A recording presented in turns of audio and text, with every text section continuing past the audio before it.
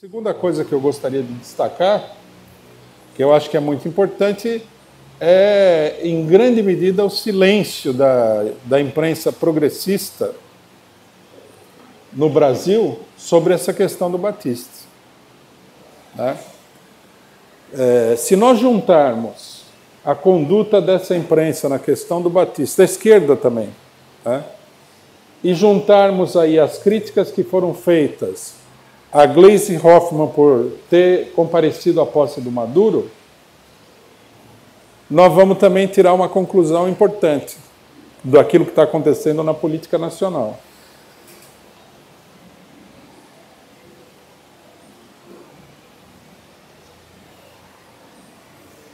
Essa conclusão qual que é? Que nota-se, né, depois da derrota eleitoral do PT, da fraude, da derrubada do governo da Dilma Rousseff e tudo mais, nós estamos notando que todo um setor da esquerda nacional está se inclinando para a direita e procurando se adaptar à nova era bolsonarista. Isso daí é uma característica que está se tornando cada vez mais marcante na situação política nacional e é uma questão que nós temos que destacar dando uma enorme importância. Tá? Nós vimos aí, né, no caso da Venezuela, um monte de gente saindo a campo aí para atacar o governo da Venezuela como antidemocrático. Inclusive vários setores da esquerda. Alguns setores da esquerda não falaram assim que o governo tem que ser atacado, derrubado, nem nada, mas falaram claramente que é um governo antidemocrático. Tá? Eu vi um jornalista do PSOL falando dos governos inconvenientes. Tá? Logicamente que, se você quer lamber as botas da extrema-direita nacional, você, ao fazer esse ato, você for lá no Planalto, né, ver aquele sapatinho do Jair Bolsonaro e ficar com muita vontade de lamber aquele sapato, não é conveniente que você vá com uma camiseta Viva a Revolução Boliviana, Viva a Revolução Venezuelana, coisa do gênero, né? Você precisa ir, de preferência, deveria ir de verde e amarelo, que é uma campanha que a esquerda está tentando fazer. Né? Para se aproximar do povo, vamos jogar o vermelho fora e vamos aqui adotar o verde e amarelo. Aí já ninguém mais sabe quem é quem. A impressão que vai dar é que é todo mundo a favor do Bolsonaro, né? E pronto, está liquidada. A esquerda não só está sendo liquidada pela direita, como está se autoliquidando. Então, quer dizer, o governo inconveniente. Por que esse governo do Maduro é inconveniente? Ele é inconveniente porque você abre a Folha de São Paulo, o Estado de São Paulo, o Jornal o Globo, liga nessas redes de televisão tão democráticas, tão maravilhosas, e todos eles estão falando que o governo é antidemocrático. Aí o que acontece com o político corajoso, né? Com aquele político combativo, corajoso, homem sem medo de morrer, sem medo de nada? Ele olha e fala assim, vou perder a eleição desse jeito, então tem que se livrar dessa inconveniência, que é o apoio a um outro governo de esquerda. Então nós vemos aí que há uma fortíssima tendência bolsonarista dentro da própria esquerda.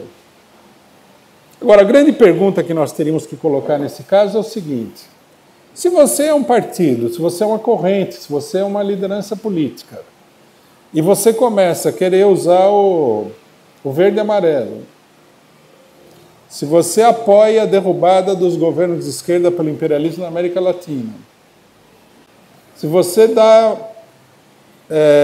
deseja boa sorte ao governo Bolsonaro para massacrar a população brasileira e tudo mais, você vai conseguir ganhar desse governo desse jeito? De jeito nenhum. Não é possível ganhar. Então, Isso daí teria que ser cuidadosamente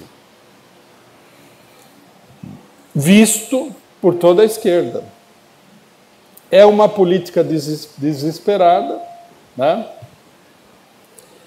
Esse pessoal está se agarrando ao problema eleitoral como uma tábua de salvação, eles não sabem fazer nada diferente, não querem fazer nada diferente, e, portanto, se você vai se agarrar às instituições, às eleições, ao funcionamento do regime, para tocar para frente, você vai ter que se adaptar a esse regime, a essas eleições e tudo mais.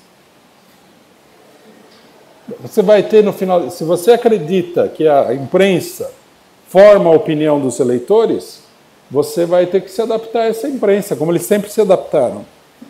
E isso daí vai levar ao surgimento de um bolsonarismo esquerdista dentro da esquerda.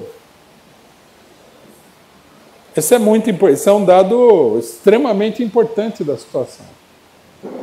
Quer dizer, vocês vejam que é toda uma tendência à adaptação à extrema-direita. E essa tendência à adaptação à extrema-direita só pode levar a um único resultado, que é a derrota e o esmagamento da esquerda. Por isso, essa tendência à adaptação, em todas as suas formas, ela tem que ser duramente combatida pela esquerda. Deixa eu dar aqui 2 exemplos que me chamaram a atenção sobre isso. Eu vi no Twitter, alguém me chamou a atenção, uma declaração do governador da Bahia. Durante a eleição, as pessoas tentaram me convencer e convencer ao PCO de que eleger esses governadores do PT era a melhor coisa que a gente podia fazer. Que a gente tinha que ir lá e, se fosse necessário, cortar um braço para eleger o cidadão. Bom, agora estão eleitos. Aí ele declara o seguinte, o governador Rui Costa: sou favorável ao endurecimento de penas para casos de homicídio. Não podemos tratar como normal que alguém tire a vida de outra pessoa e pouco tempo depois esteja em liberdade para voltar a cometer crimes. Eu não sei se o Jair Bolsonaro tem um dicionário de citações, né? Vocês já publicaram o livro, né? Dicionário de citações de Jair Bolsonaro. Mas se tiver, essa frase aqui está nesse dicionário de citações. E o interessante, sabe, que é a falsificação. As penas no Brasil são assim: você mata uma pessoa, comprovadamente. Como os juízes brasileiros são todos bondosos, ele dá uma pena para você de pagar uma cesta básica por esse assassinato. Aí você vai lá, leva a cesta básica. Se você não tiver a cesta básica, você faz aí 3 meses de trabalho comunitário e já está na rua para matar outra pessoa. Aí você vai lá e mata a outra pessoa, porque a gente sabe, né? Esses casos de homicídio são promovidos por pessoas que querem matar todo mundo que está por aí. Uma espécie de Adolf Hitler da vida doméstica, né? E aí ele vai e continua matando e pega penas de 1 mês e tal, naqueles condomínios de luxo, né, que são as penitenciárias brasileiras, e não dá. Essa é a causa da criminalidade. Vocês não estão de acordo? Né? Com esse tratamento VIP de todos os criminosos, não dá, precisa endurecer as penas. Né? Bom, isso daqui é a bolsonarização do governo do senhor Rui Costa.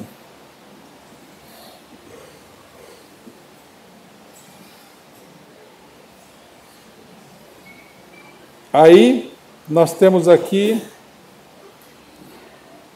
uma matéria que fala do governador do Ceará, que é petista cirista. Né? Não sei porque que o PT admite essa farsa. Esse cidadão é do Ciro Gomes e ele é eleito pela legenda do PT.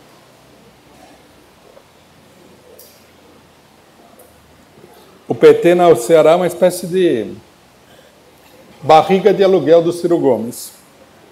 Então aqui diz o seguinte: o governador do Ceará, Camilo Santana, elogiou o governo Jair Bolsonaro e criticou presidentes anteriores por não agirem para enfrentar efetivamente o problema da insegurança no país. Para Camilo, os governos anteriores, inclusive pertencentes ao seu próprio partido, eu estou falando do PT, não do PDT, foram omissos. Ele fala, eu não estou criticando o governo atual, não, muito pelo contrário. O governo tem dado todo o apoio. Eu estou criticando todos os governos que passaram, inclusive do meu partido, que foram omissos na segurança pública. Bolsonarização. Vejam bem, companheiros, essa declaração desses dois cidadãos é ainda mais grave. No Nordeste brasileiro, a situação social consegue ser pior ainda do que a situação social do Sudeste, que já é muito ruim. Essa situação social cria o fenômeno da criminalidade. Todo mundo que não é completamente abilolado sabe disso daí. Ninguém vai acreditar aqui, né? Ninguém da esquerda, ninguém pensante vai acreditar que o criminoso ele é um produto da passagem, né, do maligno, do tinhoso sobre a face da terra. O criminoso é uma pessoa como outra qualquer. Né? Ou, se ele chega a ser uma pessoa que não é como outra qualquer, é porque ele é uma pessoa que foi totalmente triturada pela engrenagem social de um capitalismo extremamente atrasado, que é o capitalismo brasileiro. Aí você tem um governador de esquerda que fala, a solução para isso daqui é endurecer em cima desses malignos. Mais polícia, mais violência, mais penas, vamos colocar o problema de segurança pública em primeiro lugar. Isso é um governo de esquerda? Não estou falando do PCO, que é um partido revolucionário. É um governo que a gente poderia chamar de social-democrata? Não. Esse é um governo de direita.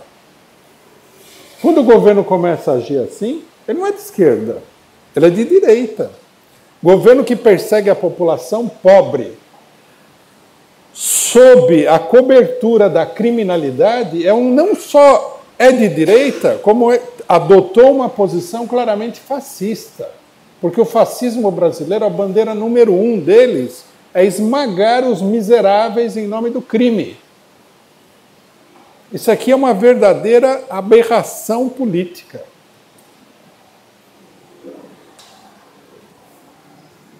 Todo mundo sabe que o crescimento da criminalidade, que é permanente na sociedade capitalista, é um resultado das condições sociais e econômicas. O cidadão está lá, não tem nada, não tem perspectiva de subir na vida. Muitas vezes não tem como sustentar a sua própria família. Ele é humilhado, ele é massacrado, ele é pisoteado. Aí ele decide resolver a coisa por conta própria e pronto, ele se transforma num monstro. Isso é o fascismo brasileiro. Nada de que endurecer as penas. Vai botar mais gente nas prisões, tem quase 1 milhão de pessoas presas. No Brasil vai colocar quanto? Metade da população na cadeia? Esses governadores, eles estão vendo aí que o Bolsonaro está eleito, que o Bolsonaro só fala em matar bandido, né? O Bolsonaro tem o Witzel lá que falou que tem que dar tiro na cabeça, que tem que metralhar todo mundo, etc. e tal, e eles estão indo na onda da extrema-direita fascista brasileira e adotando eles mesmos uma política fascista. O Camilo Santana, por exemplo, pediu ajuda, pediu para o Moro e o Bolsonaro a intervenção da Força Nacional de Segurança no estado do Ceará. Quer dizer, se os próprios governadores de esquerda estão fazendo campanha pela repressão, quem que vai conter a repressão? é contra todo mundo. O pessoal votou nessa gente aqui, o povo não foi para ter essa política. Então, vocês podem ver, por esses exemplos, Batiste, Venezuela, ou as colocações dos governadores, que nós estamos aqui com uma clara tendência política a se adaptar, a se disfarçar de extrema-direita. Uma clara tendência política dentro da esquerda brasileira a se comportar e aparecer como sendo de extrema-direita. Não se trata, para essa gente toda aqui, de combater a extrema-direita, mas sim de juntar-se à extrema-direita para sobreviver. Logicamente que em algumas questões, totalmente, no final das contas, puramente retóricas e secundárias, que não vão ter nenhum efeito sobre a vida real, eles vão procurar se distanciar do Bolsonaro para manter uma mínima aparência de que eles são de esquerda. Mas isso daí não vira nada.